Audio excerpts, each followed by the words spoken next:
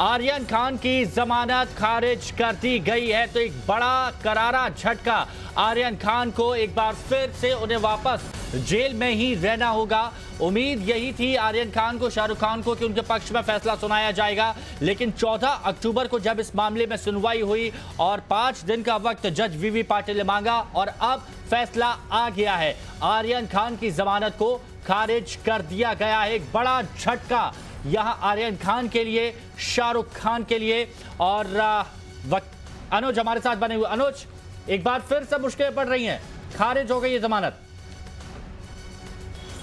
जी निश्चित तौर पर, और वही बात मैं शुरू से ही कह रहा था कि जिस तरीके की दलील पेश की गई थी, खासतौर पे एनसीबी की तरफ से जो बातें कही गई थी कि क्यों जमानत न देनी चाहिए, तमाम तरीके के उदाहरण दिए गए थे। उसमें से एक उदाहरण जो सबसे इंपॉर्टेंट उदाहरण था कि एक एक्यूज, उन्होंने सुप्रीम कोर्ट के एक जजमेंट का हवाला दिया था जिसमें कहा था कि एक आरोपी ड्रग्स मामले में पकड़ा गया, उसके पास से भी किसी तरीके का ड्रग्स नहीं मिला था, बावजूद उसको 3 साल लग गए थे, 3 साल बाद उसे जमानत मिली थी। और चूंकि इन्वेस्टिगेशन उस मैटर का चल रहा था, इसी वजह से ऐसे में जिस तरीके से दलील पेश की गई, जिस तरीके से तमाम जिरा हुई, उसके बाद आखिरकार न सिर्फ आर्यन खान बल्कि अरबाज मर्चेंट, मुनमुन धमेचा, इन तीनों की जमानत याचिका को खारिज कर दिया गया। निश्चित तौर पर अब जहां एक तरफ आर्यन खान के जो वकील हैं वो आगे किस तरीके से कार्रवाई करेंगे आगे, हालांकि इसके बाद निश्चित तौर पर वो हाई कोर्ट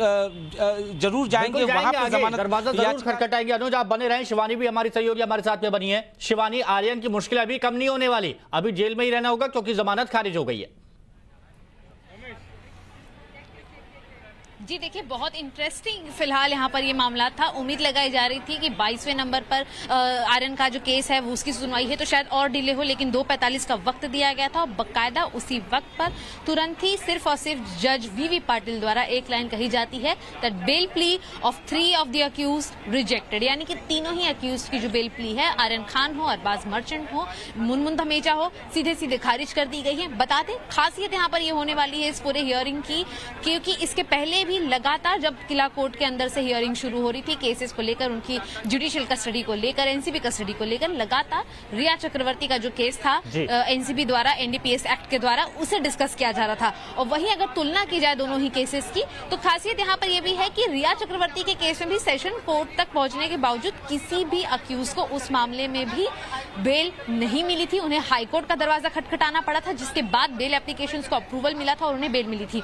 वही सेम के साथ यहाँ होता है। हालांकि आज जुडिशियल कस्टडी का जो 14 दिन है वो खत्म होता है, यानी कि जो जुडिशियल कस्टडी है वो अगले 14 दिनों के लिए एक्सटेंड होने वाली है। यानी कि ये साफ हो जाता है कि अब सीधे सीधे आर्यन खान और उनके अन्य जो दोस्त हैं, जो अक्यूज हैं इस पूरे मैटर में, उनकी बेल एप्लीकेशन के लिए उनके वकीलों को अब हाई कोर्ट तक पहुंचना होगा।